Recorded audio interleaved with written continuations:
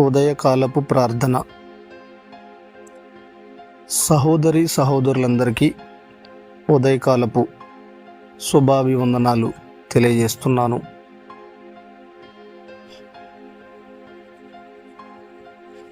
మత్తయి 7వ అధ్యాయము 7వ వచనం.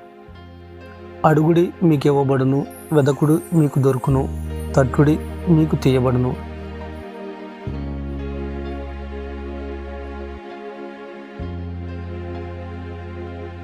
కోటి సూర్యుల తేజస్సును మించిన మహోన్నతుడా, కాంతిగల దేవ, కరుణా సంపూర్ణుడా, నీ పాదములకు స్తుతి స్తోత్రములు చెల్లించుతున్నాము తండ్రి. ఈ ఉదయకాలం సమయంలో అందరినీ జ్ఞాపకం చేసుకుంటూ తండ్రి, చేసే ప్రయాణాలలో పనులలో మీరు తోడుగా ఉండండి. ఎంతోమంది దిక్కులని బిడ్డలు, అనాథ బిడ్డలు ఎంతోమంది ఉన్నారు నాయన. వారందరూ కూడా ఆశ్రయాన్ని కల్పించండి తండ్రి.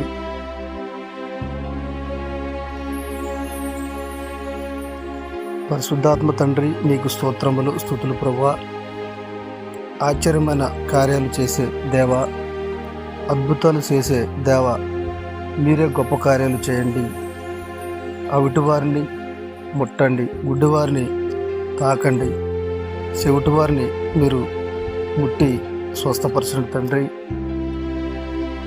HIV, క్యాన్సర్, డయాలసిస్, కీళ్ళవాతం, నరాలు వీక్నెస్, అన్ని వ్యాధులతో బాధపడుతున్న వారిని మీరే ముట్టి స్వస్థపరచండి తండ్రి. చాలామంది సంతానం కలగకుండా ఉన్నారు తండ్రి. మ్యారేజ్ అయిన తర్వాత వారందరికి కూడా సంతానాన్ని దయచేయండి. అలాగే డ్రైవింగ్ చేసే విషయంలో చాలామంది బిడ్డలు డ్రైవింగ్ చేస్తూ ఉన్నారు. వారందరికి కూడా మీరే జ్ఞానాన్ని, శక్తిని దయచేయండి. ఎటువంటి ప్రమాదాలు జరగకుండా చూడండి ప్రభా. వృద్ధాప్యంలో ఉన్న వారిని జ్ఞాపకం చేసుకున్న తండ్రి, వారికి సిగురింపుని దయచేయండి. మా కుటుంబ సభ్యులను, మా బంధుమిత్రులను, మా రక్త సంబంధికులను, మా స్నేహితులను, మా శ్రేయోభిలాషులను దీవించండి, ఆశీర్వదించండి ప్రభువా. మీరే తోడుగా ఉండండి. ప్రార్థన ఆలకించి అంగీకరించమని నీ ప్రియమైన కుమారుని వేడుకుంటున్నాను. ఆలోచనకర్త నీకు స్తోత్రం. మా దేశ నాయకులను, మా రాష్ట్ర నాయకులను, జిల్లా నాయకులను, మండల నాయకులను, అధికారులను మీరే దీవించండి. వారికి మంచి ఆలోచన దయచండి. మంచిగా పరిపాలించే విధంగా సహాయం చేయండి తండ్రి. ఎటువంటి ఇరుకులు, ఇబ్బంది లేకుండా చూడండి నాయన. 10th ఇంటర్ ఎగ్జామ్స్ జరుగుతున్నాయి తండ్రి. వారికి మంచి జ్ఞానాన్ని ఇవ్వండి, జ్ఞాపక శక్తిని ఇవ్వండి ప్రభా. వారి ఉత్తీర్ణులై వారి భవిష్యత్తుకి మంచి బాటలు వేయండి తండ్రి. సరిహద్దులలో జవాన్లు దేశాన్ని రక్షణగా కాపలాగాస్తున్నారు తండ్రి. వారిని జ్ఞాపకం చేసుకుని నాయన, రాత్రనక పగలనక ఎంతో కష్టపడుతూ దేశాన్ని కాపలాగాస్తున్నారు. వారికి మంచి ఆరోగ్యాన్ని ఇవ్వండి ప్రభా. ఇంకా చాలా మారుమూల ప్రాంతాలలో నీ స్వార్థ అందక ఎంతోమంది బిడ్డలు ఇబ్బంది పడుతున్నారు నాయన. ఆ మారుమూల ప్రాంతాలకి నీ సువార్థికులను పంపండి. నీ సువార్తను అందేలాగున సహాయం చేయండి తండ్రి. అలాగే చాలామంది సువార్థికులు సంఘాలు ఉండడానికి, తినడానికి గడవని పరిస్థితిలో ఉన్నారు నాయన. వారందరినీ కూడా మీరే జ్ఞాపకం చేసుకోండి. వారు స్వార్థ చేయడానికి మీరే అన్ని విధాల సహాయం చేయండి నాయన. వారి కుటుంబాలకు రక్షణగా నిలవండి.